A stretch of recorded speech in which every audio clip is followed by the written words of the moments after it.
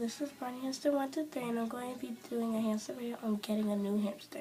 So first, you want to go and visit the hamster that you had your eye on for like 1 week before you think you're going to actually go and buy it. You want to ask the pet owners or the people who take care of the pets at PetSmart and Petco, whatever store that you go to get your hamster at.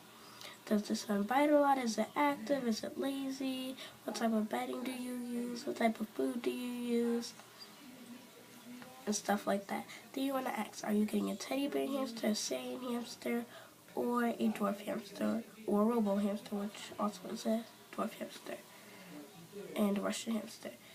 And then, once you do that, you want to ask them what type of bedding do they use, what type of food do they use, so that your hamster's already used to it, and it's not something that they have to try to get used to for a while. After that, depending on what type of cage that you get, you might always want to get a tank or a wired and plastic one. You never just want to get wire. Well, you can get wire, but I prefer a wire and plastic for my cage. Or you could get a tank, but the problem with the tank is that you can't add tubes as much as you would like to. But with a regular cage, wire cage and plastic, you can.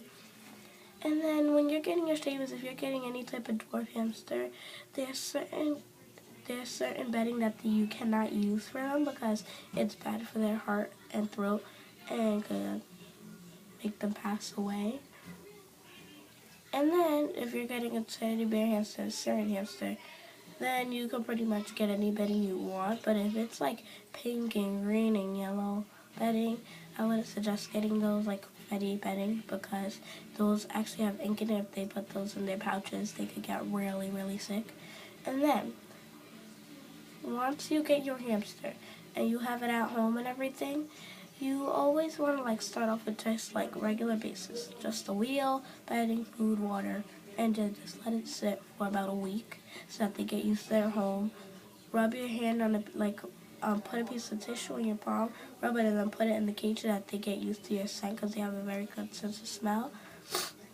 But after you do that, after a week or so, that's when you could start like trying to give your hamster treats and letting them get used to you and everything. And after they get used to you, then that's when you could start picking them up and everything. And then you could start, and then after you have the bases of the wheel, then you could start going and getting chew toys and balls to put them in and everything, and playpens, because you can't just go and buy this stuff and then not let the hamster know you. So then once you have all those, then that's where you can probably consider your hamster as your friend. And be very careful with your hamster because if you drop your hamster, they can get very seriously injured, especially dwarf hamsters since they're smaller than regular hamsters.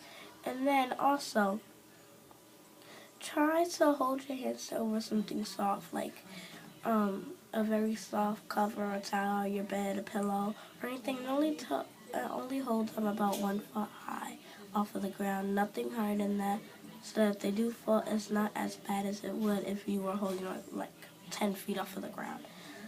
So I hope you like my video. Please comment, rate, and subscribe, and bye!